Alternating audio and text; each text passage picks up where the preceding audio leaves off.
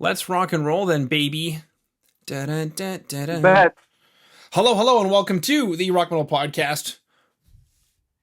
I don't know. I see so much of myself right now. Anyway, hello, and welcome to the Rock Metal Podcast. My name is John Harris, and today on the Rock Metal Podcast we have, is it Illusory? Is that how I say it? Illusory? Illusory. Illusory. Yeah, says the static. Okay, I have to think about that because I would say Illusory, but that's my thick Canadian accent. Actually, it's not that thick. It could be worse. I wish it were. No, it's not. I wish it were worse. I didn't know you were a Canadian. You're American, and you sound American. But most of my Canadian friends sound American, so I don't have a clue. Mm-hmm. I know. Do they get offended as well when you say that they sound American? They're cool people. Canadian are the most cool people in the world, and the country is great. I've been there once in Vancouver in 2004. It's wonderful. I loved it. Beautiful. Thank you. I would call that our least Canadian city that we have. I knew you were going to say that. You know why? Yeah. It doesn't snow. No. It's cold, though, but it doesn't snow. Yeah, I know. For a Canadian guy, it's not so cool. No, because just over the mountains where I am, it'll be minus 40 with like 3 meters of snow. And I talked to a friend of mine in Vancouver, and he's like, yeah, I just went out for a jog and played some tennis. You know, it's just... What? Yeah. I'm like... I don't regret it, though. I like the snow. I like the cold. But it's just kind of weird when like 99% of your country deals with cold and snow, and then there's this like little area that doesn't at all. You know, it's kind of... Yeah, I know what you... Yeah. I'm sure you guys have something very similar in Greece, or maybe you don't. No. We have sun, we have warmth, but we have certain cities in Greece, northern to be exact, where they have minus 17 in the winter, and we go like, what? Seriously? Yeah. Does it snow? Yeah. But in where I live, it's snowing now every 2 years or every 3 years. Wow. Did not know that. Northern Greece. Well, it looks really pretty. There's a Wikipedia page from Northern Greece here. Okay, you try to locate Nevrokopi, which sounds very difficult to pronounce, but it's always like minus 17 in the winter. Wow. Okay. Let's see. What do we got here? Geographic division for Northern Greece. Macedonia, which is famous for a particular someone. Alexander and Iron Maiden. Exactly. Thrace, Epirus, Thessaly, and North Aegean. Am I in the right area? Yeah, you pronounce most of them right, so yes, you are. Cool. That's Northern Greece. Northern Greece, yahoo! Okay, so... Illusory has a new album called Crimson Wreath, which was released on February 12th, and via Rockshots Records. And right now I'm being joined by... It will be released in May. Uh-oh. I've offended you, Costas. That's all right. Where did I get that information from? Maybe it was a single that I was writing it down. When is the album? Yes. Okay. Yes, that was Besetting Sins. Okay. Well... It's a good thing we have like a 5-minute intro here. We'll just leave it in. I think it'll work. Sweet. So you mentioned Besetting Sins. Let's start there. Besetting Sins. Talk to me about this track. First single, gets the lyric video. Why is this track so important? And with a name like Besetting Sins, it makes me wonder, is it like an integral part to the album? Is there something going on with this album? No, if you're talking about a concept album, it's not. We made our debut album, the Ivory Tower concept album. It's a story about Stephen Towers, a fictional person, and we kept the character of Stephen to our second album, in our second album as well, Polysyllabic. We kept the story. We have the one song about Stephen, and it's the band's policy, let's call it that in every album we're going to have a song about Stephen. A part of that, Crimson Wreath, it's not a concept album. It's there's various stories in there, and Besetting Sins is about the 7 deadly sins. We wrote the lyrics, and then we thought about incorporating all this thing about seven deadly sins in the song, and it was one of the first we wrote. It features a drum intro, and to tell you the truth, I didn't want it to have a drum intro because I think it's boring. But the other guys in the band said no, it'll be fun. So we tried it. It sounded great, and we kept it. And it's one of the songs that are really into it, very powerful, very galloping, very aggressive, and we think it's a good starter for this album. Mm-hmm. Now you are the drummer. Yes, sir. I find that interesting that you had like a time to shine, and you're like, man, this is boring. You know what? I just was talking to my singer this afternoon, and said, to me, the drum solo is the most boring thing in the world. He said, seriously? Really? I said, yeah. Because I do believe a drum solo is really boring. But in this case, we just kept it under 4 seconds, and it sounded so great. And we said, okay, let's put it in the song. Let's do that as a drum intro. Sounds very interesting. Mm-hmm. What are you doing? Like from a technical perspective, for all the drum nerds out there, or people who are interested, I don't know, would you call it musically, rhythmically?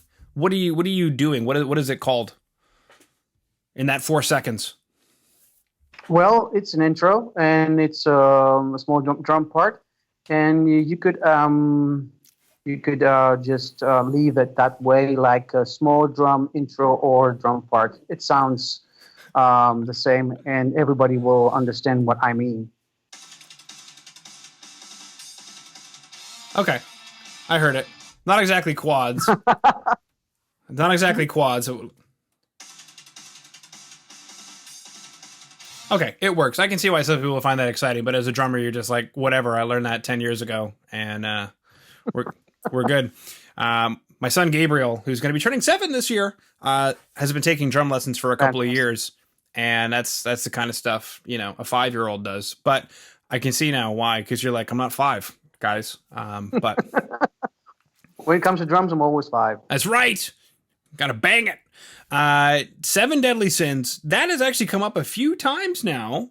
Do you think that 2020 has embellished, emboldened people to explore the 7 Deadly Sins more so than before in history? To tell you the truth, there's one thing about people. Most of them are uneducated, unfortunately. And those who are educated, they seem to be uneducated when it comes to such matters, because they stick to faith too much, and they just don't see the small letters, the fine printing out of that. I think it's a good story. I think that 2020 has been very, disastrous to everything, mostly culture, because shut down every cultural activity, theaters, concerts, the works. Unfortunately, and people have a tendency to go to faith when it comes to that because they need to hook up something. Mm-hmm. It's not bad; it's a good thing, but you have to, keep your distance, and you have to take measures about that. You have to not be fanatic about anything, because to be fundamental about that, it's kind of weird and shows that you don't have respect for your fellow human. Anyway. I'm just, spitballing here. I think. How do you really feel, Costas? Jeez Louise. I think it was a year to, get you to think a little bit and think outside the box for a while. Mm-hmm. I'm looking at the 7 Deadly Sins right now because I'll be honest, I didn't remember what they were.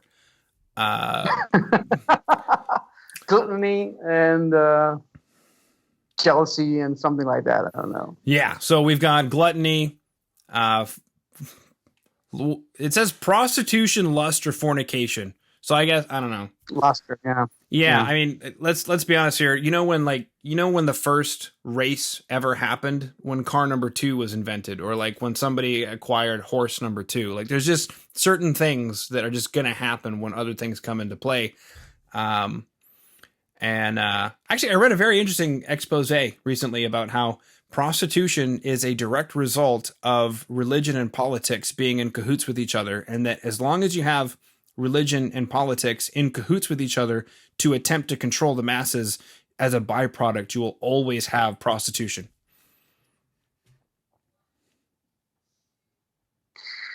It's funny because you know what they say about prostitution, that it's the most ancient, profession in the world.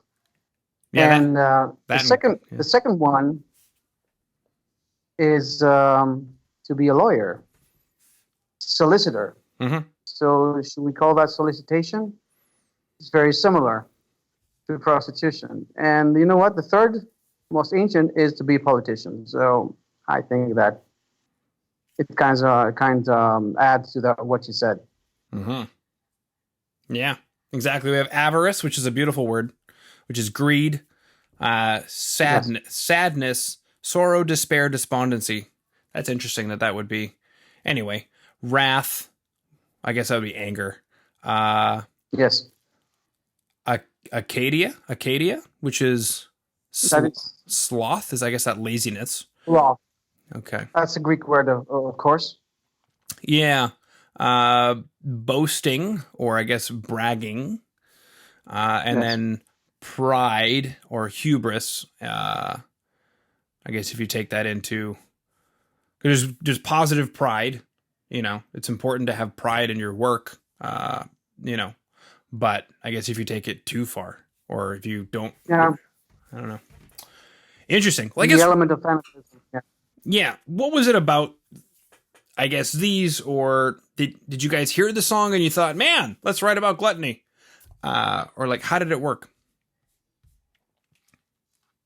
Well, basically,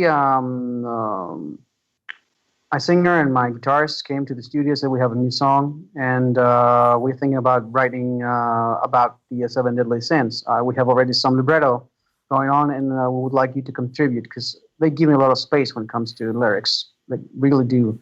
And we started thinking about that. We wrote the whole song, and we said, this is very cool. It came out naturally. It was an idea.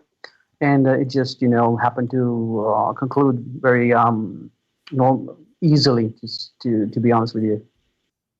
Yeah. I'm actually looking at a lot of these painting descriptions of such sinful life, and it shows one where it's called excess, and it's like a glass of wine and a loaf of bread next to a piece of ham and a cigar, and I'm like, this just sounds like really nice life to me. So if that's leading a sinful existence, then hell is going to be fun when I get there.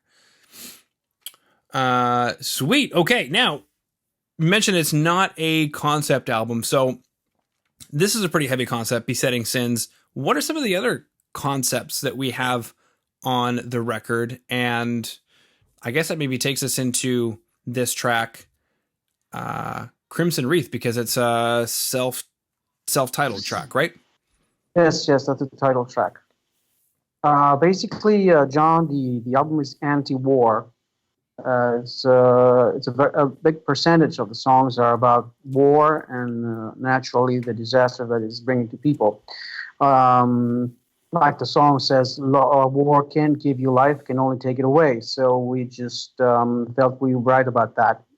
We didn't plan from the beginning, but it just came out, informed very well. So many songs are about that, anti-war, and there's also a big part of the album that is actually about loss, human loss, because certain members of the band have suffered loss of very, very beloved persons during those 2-3 years, and we wrote songs about that and the actual expression of how a person feels when they suffer such huge loss of very loved people. Was it war related or different? No, different. Okay. Different, totally different. It's about disease and all that. Okay. Coronavirus related or different? No. It was just things that happen in life when you lose somebody to a disease, not the virus. They were written before the pandemic. Okay. Something I'm noticing, an inscription on one of the buildings here in the artwork. If anybody's able to zoom in on the artwork, you can see an inscription on the wall. Fear is not the answer. Fear is not. No. Yeah. Yeah. Take us through that. Part of the lyrics of a certain song that you're about to listen to very soon. And when it comes to do the when it came to do the artwork, and we discussed it with the artist to do that. Basically, the artist Panayotis, the Hammer Spiris, is one of us. He's a very good friend, and he has done all the albums we've released so far. We started to brainstorm about the album, and you know what? Like Power Slave is an album you just look around and you find things, and you find certain phrases, and you find certain motifs, and said, "Wow, I didn't see that before." We tried to do something like that, bring little phrases and little. There's also a strange person looking down where the boy is, and there's also that phrase you mentioned. It's all just a piece of a puzzle that when you get to read the lyrics, you'll find out for yourself. Okay. Now, with regard to, speaking of, we mentioned 2020 before, did you guys do all the recording and writing and everything for this album in 2020? No, we began recording the album almost in 2018, and there were some live shows we did, concerts and all that, and we thought that by the end of 2019 we'll be ready, to release it. Mm-hmm. But then we said, let's take our time and do that within the first semester of 2020. And then, bam, in March, pandemic, we had to do mixed mastering almost by internet in order to be precise. And then we said, since 2020 is not a good year to release an album, let's wait a little bit. Then our record label, Rockshot, said, how about 2021 in May? It's a good month to do that. Yeah. So we decided to push a little bit, back and release it in May. Okay. It looks like you guys did the recording at Matrix Recording Studio. Yes, sir. And I see they have a tape machine. Did you guys get to use the tape machine? You bet we did use the tape machine. Okay, so Yanis Petroyanis, John is also John. No pun intended.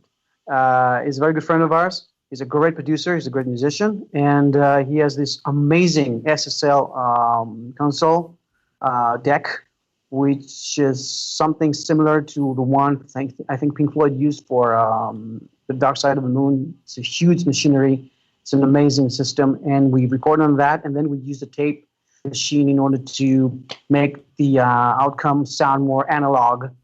And I think that by listening to the album, you'll find out that it's the sound is modern, it's recent, but it does resemble at some point the productions of the 80s.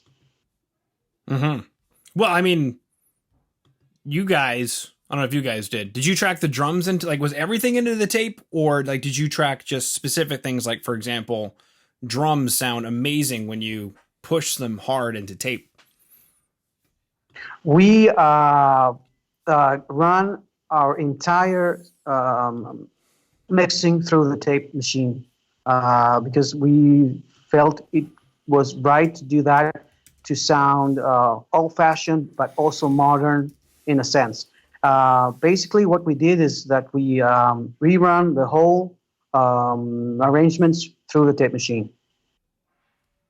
Okay. And you were mentioning that this swashing young buck, Giannis, that actually means that's John. I did not know that. Okay, so you're Giannis as well. I am. And I see also as well that it could be Giannis, and I've met people named Gianni or Gianna. So actually, it turns out that's like the Italian version of John?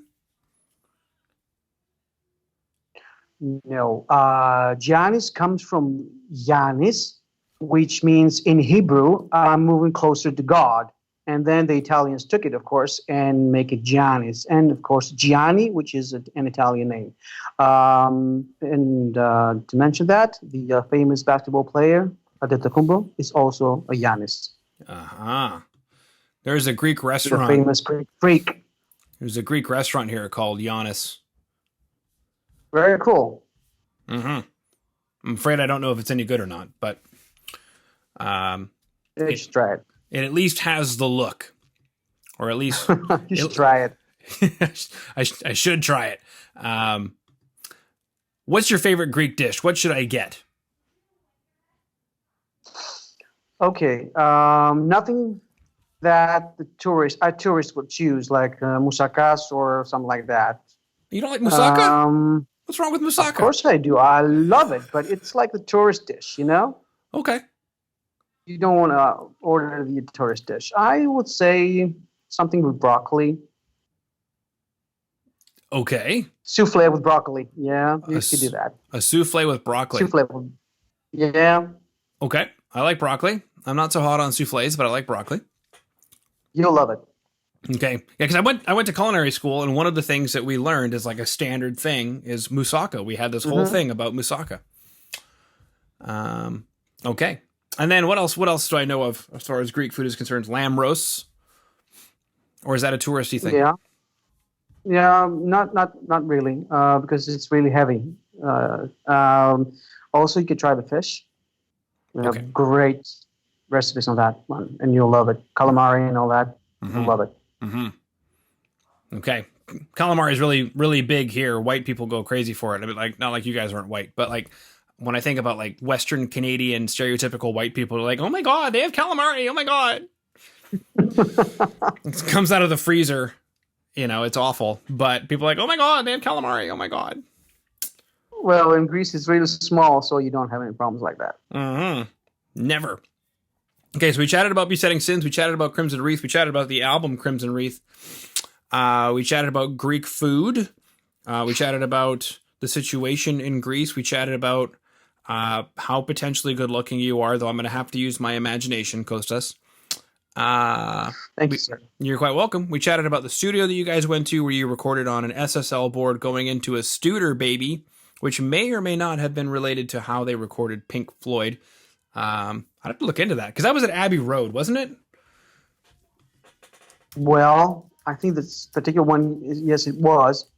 And when Yanis got this amazing machine, the deck track, we was like, wow, how'd you do that? And how did you pay for it? And we never got any answers, so we just left it that way. You'll never get an answer because he actually can't sleep at night because he bought that thing.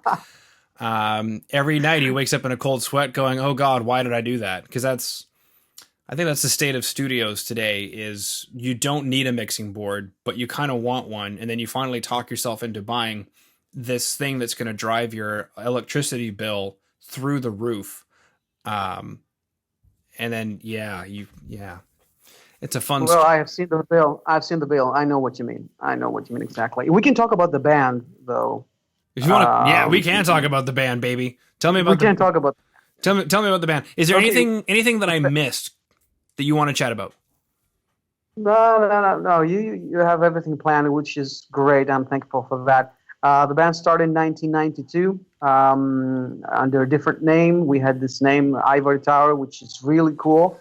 But then there was another band, German, that had the same name. Then they got first, to register. So we just had to get a new name. And we got the first record deal. We said, wow, we have to change it? Really? Why is that? We just have to.